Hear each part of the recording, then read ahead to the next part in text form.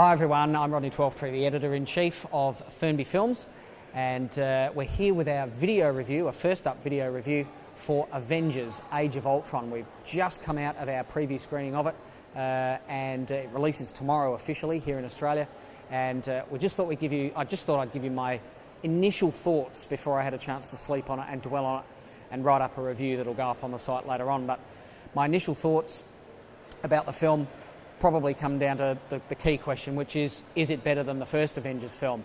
First Avengers film, for me, doesn't have a lot of rewatchability factor of it for the majority of the film. It's inconsistent in pacing, it's inconsistent in tone for a lot of it.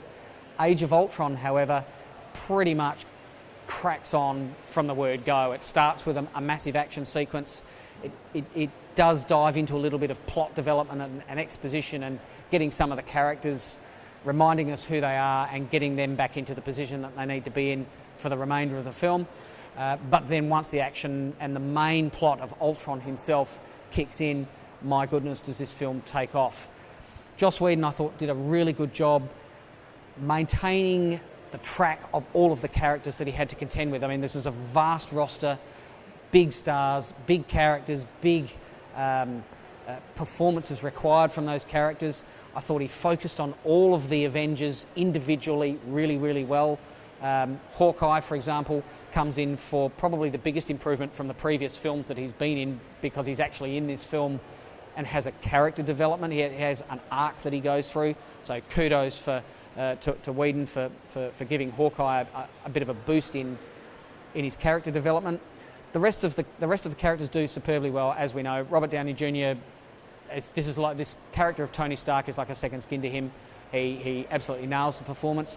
Mark Ruffalo as Bruce Banner, I thought, again, just a magnificent performance, given that half of his character is entirely CG. I thought he did a remarkable job conveying the angst, the anger, and the emotion of his character. Scarlett Johansson comes to mind. Her character's backstory was given a little bit more depth, a little bit more weight, and I thought that was handled really well. Who else was there? Thor.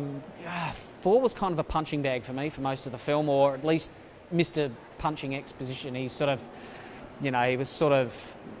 there, he was the strong man, but as far as his character arc went, didn't really feel it. So hopefully in his next solo film, that'll definitely improve.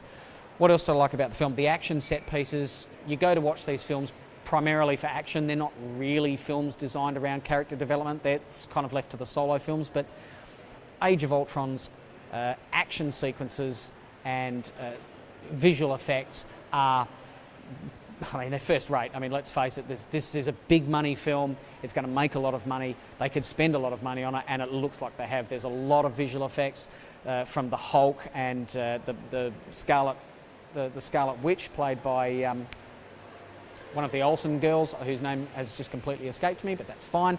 I'll look it up later. The tiny effects of that kind of stuff, of the characters' effects, the speed of Quicksilver, played by Aaron Taylor-Johnson, was very Flash-like. If you're watching the Flash television series, there's a little hint of that, but there's only so much you can do with that character. But it's the big effects that really stand out for me. The finale of the film is just jaw-dropping in its scope and its execution. I thought they did really well. If there was a flaw or any kind of fault with the film, I think Whedon, who's known for his female characters, strong female characters I should say, kind of lets the female characters down in this film just a tad. But hell, I tell you what, considering the juggling act that he had to do with all the other characters and all the plot development and all the movement forward of the Marvel Cinematic Universe as we know it, I think he did an absolutely fantastic job. So, is it better than the original film? Yes. Is it the best Marvel film ever? No.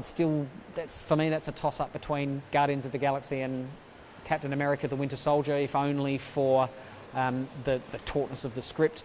But look, honestly, you can't expect much more than that out of an Avengers film. So for explosions, for some jokes, lots of humour in it. Whedon nailed the script in terms of humour.